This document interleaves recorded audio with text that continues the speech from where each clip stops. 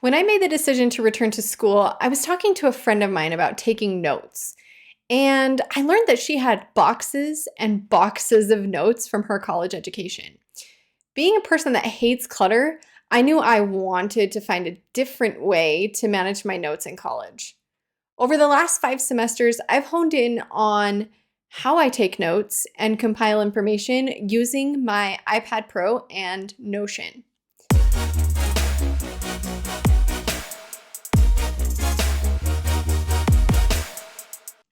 Welcome back to my YouTube channel, or welcome if you're new here. I'm Chelsea Lewis, and on this channel we talk all things design, productivity, and life as a student, because as of the time of filming, I'm a full-time student working toward a career in design and product management. In this video, I'm going to show you where my note-taking started in my first semester of college and where it is now in my 5th semester.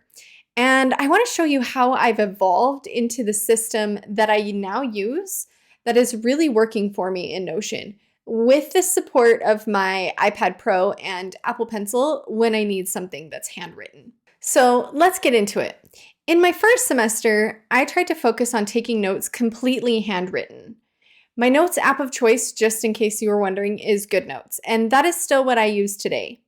Now, I know there's a lot of science behind better learning when you handwrite your notes. And for some of the classes I was taking during that first semester, which were not among the easiest, I really needed the extra help with absorbing the information. But I found handwriting my notes to be incredibly time-consuming. So in my second semester, I took notes primarily in Notion, choosing really to only use my iPad for note-taking on slides or handouts from my professors.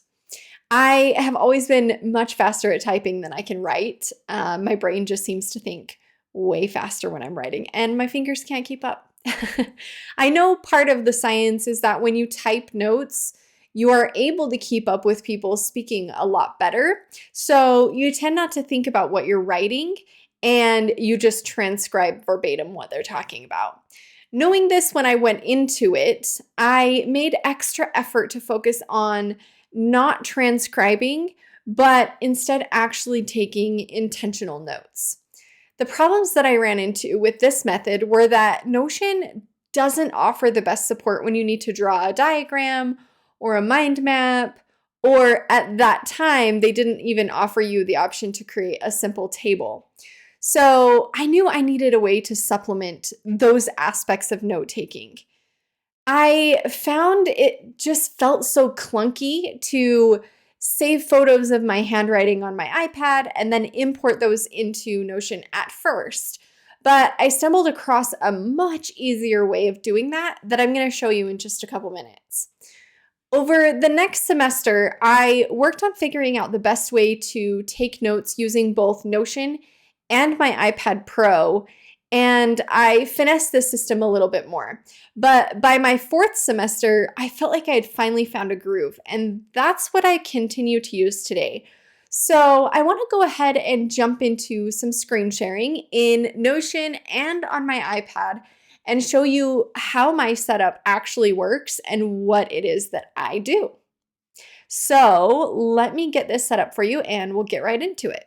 Okay, so what we're looking at here is my Notion itself. So I have a simple database in Notion that is set up for all of my notes. I'm very careful about keeping the number of relations and properties in this database minimal because I don't want it to feel cluttered. And I have found that too many properties made it feel overwhelming to take notes instead of inspiring and freeing. So I'm going to open one of these and kind of show you what this looks like. But what I'm going to do is go back to one of my notes from that first semester back in college. And I'm pretty sure this was one of those classes. So you'll see that inside of my database here. Let me open one of these. How about this one? Looks good. Okay, so if we go ahead and open this up as a full page so we can see everything here, and then I'm going to expand these properties open so that you can kind of see that as well. So inside of this, you'll notice that these are really just a bunch of, well, this one only has one page of it, but really a page of handwritten notes that came from my iPad. this is kind of what my process was in the beginning, and this is what took a lot of time to do. And I found that it really didn't have the payoff. So inside of this notes database, you'll see that I have a notebook field. This is really just a relation property that relates to a database I have called life areas. And inside of that database, I have things like business, education, personal, and it really works well for me to keep things together, but also allows me the flexibility to kind of compartmentalize into different notebooks when I need to, instead of having many different databases for the same purpose, really. My notes database is also related to my knowledge hub, and this is where all of my courses are actually set up, and it's also where I keep a bunch of books and podcasts and YouTube videos and all these other things that I want to consume and take notes on, or just keep kind of track of what I've done. My notes, the only other properties in this notes database are date properties. So you have just this general blank date property, and then I have a created date, and then a last edit date. And then also I have it related to my tags database. You'll see that as well. And then this is just a roll-up field that pulls in what semester of class it is, because those classes are related to a project or milestone. So there's a whole thing with how all of that's working, but that's just so that I can group notes by semester if I need to as well. So in theory, the only things I really ever have to fill in this are which notebook I want it to go into, i.e. which life area, and then also which class it's connected to inside of my knowledge hub. So the 4 date properties, or actually there's only 3 date properties. Oh no, there's 4. There's 4 date properties. There's the last edit date, the created date, this date, and then what I call the master date. And the master date field is basically used to merge the date and the created date fields into one field. The reason for this was that I ran into a situation where I wanted to be able to kind of override the date that a note was created so that they would stay connected to the relevant week in lecture, that kind of thing. So really, I only fill in the date field if I want to override when it was created. Otherwise, my master date field is what I go by. So that's it. And I keep most of them hidden. Really, only those are what I have showing. So when I need to add a new note to any given class, I really just open a new note. And I usually have filters in place that will automatically add things so that these fields are all ready to go. And then I'm just simply going to click that it's a new note, and we're off to the races really with what I need to do here. When I reach a point in the note that I need something handwritten, I'm able to handwrite on my iPad and Apple Pencil using GoodNotes. And then using Universal Clipboard on Mac, I'm able to take the note I need on GoodNotes, use the selection tool to kind of select all around the note, and then copy it on my iPad and paste it directly into Notion on my Mac. So there's a couple things that I do within this to make it work really well for me, and I'm going to go ahead and pull up my iPad and show you those now. Okay, so as I'm on my iPad here, obviously you're not going to see my Apple Pencil writing or doing its thing, but hopefully you'll get the gist by just seeing my iPad screen. So I'm going to just open a new quick note here. It really doesn't matter what it is, and most of the time I actually do use quick notes. And I'm going to choose a grid paper just so that you can see that you can have the grid turned on and not actually copy the grid when you paste it inside of your Notion.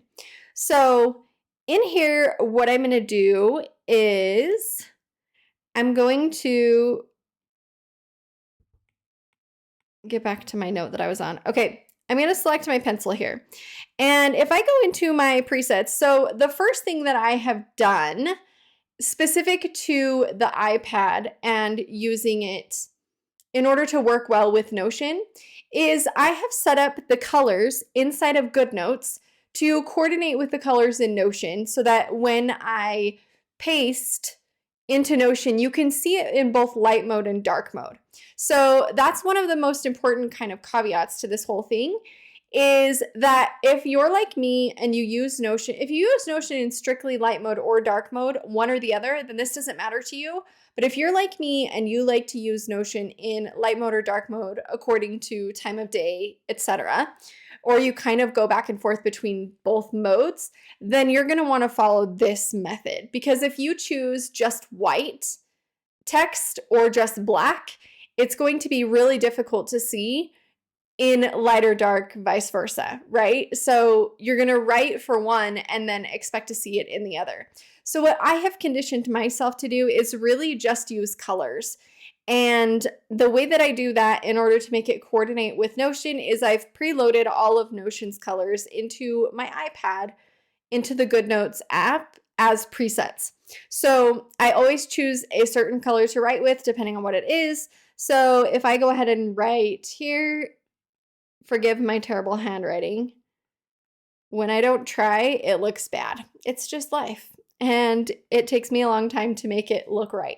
So let's just go ahead and say, here's a note and a cute little heart. And maybe I wanted to put a little silly border around this note, right? And that's it, okay? So then what you're going to go ahead and do is, in order to get this into Notion, the second important part is in the selection. So I'm going to choose the selection tool. I'm going to tap it again just to make sure that I'm not going to copy any of the background document itself. And I shouldn't. That looks like it's fine. Okay, so all I'm going to do is take this lasso tool and I'm just going to draw around my area with my Apple Pencil. And then I'm going to tap on it and push copy. That's all I need to do. And then I'm going to jump back over into Notion on my computer, and I'll show you how this actually pastes in and works with both light mode and dark mode. So in this note that I created in Notion on my computer, all I need to do in order to make this work is to tap the area where I want to paste this and push Control or Command V rather. And you'll notice that it looks like it's black on the background. And then this is what I just drew on my iPad itself. I can kind of resize it, make it fit how I need to inside of my note. And then if I toggle between light mode and dark mode, and forgive me, I don't know the shortcut offhand to do this. So we're going to have to go find it inside of here. Let's see. So it's got to be in settings. Where is it at? You can tell I don't do this. Oh, there we go. So if I go light mode, we just saw it in light mode. I'm going to toggle to dark mode and then I'm going to click out. And you'll see that it looks great in dark mode and it's pretty well coordinated with all of Notion's other colors. Granted, these are icons that I've also coordinated to Notion colors. So that is how I go about doing it. Let me switch myself back to system setting here in light mode. Let's see. There we go. And we want to go to use system setting. So I like it to switch for me. So that's really how I go about doing that part and kind of pasting into Notion. So I know the tip is super simple and it really isn't anything that exciting, but in truth, it is one of the most useful things that I have learned and implemented in my note-taking system as far as Notion is concerned. So when it comes to studying, I often either prepare study guides myself or use instructor-provided study guides. I'll use these study guides to create a note just like anything else. And then I take advantage of the linking option inside of Notion to reference the more detailed information from any primary notes when needed. So really, my note-taking system is very simple, but I have found that the more simple you keep it, the more likely you are to continue to use it, and the more likely you are to be successful at it. Because the point of taking notes, and I know this from experience because as you saw in my first semester, I used to be the one that took all of these beautiful, well put together handwritten notes, and it took me so much time. And I found that it doesn't help me anymore over the last 4 semesters to do that versus to do it how I'm doing it, and this takes way less time. The important thing is having a system that works for you, being able to focus on taking notes, being able to get the most out of your notes so that you're successful with your classes. So I hope this has been helpful or inspirational for you in some way. As usual, if you have questions, leave them in the comments below. You can find me on Instagram at Chelsea Lewis Creates if you want to connect with me there. Subscribe if you haven't already. Like this video if you enjoyed it, and I will see you in the next one.